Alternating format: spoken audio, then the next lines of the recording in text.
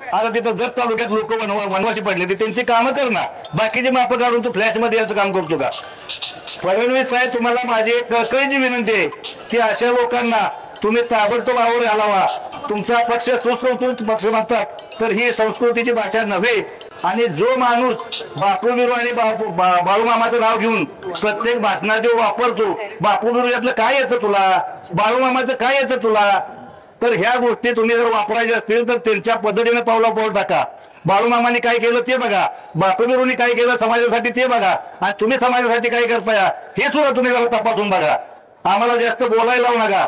आम्ही बोलतो, थोडकंच बोलतो, पण कार्यक्रमच करतो. अरे जयंत पाटील म्हणजे तुला काय आलतो फालतू माणूस वाटला का? नाही, त्या माणसाच्या नादाला लागून तुझी छड्डी सुद्धा आम्ही ठेवणार नाही. आणि त्या पुतळ्याचं नाव घेऊन त्याला एवढा मोठा करणं, मी त्याला गोपीचंद सुद्धा म्हणू शकत नाही. कारण का तर त्याची ती लायकीच नाही, त्या लायकीपणे त्याला वागला नाही.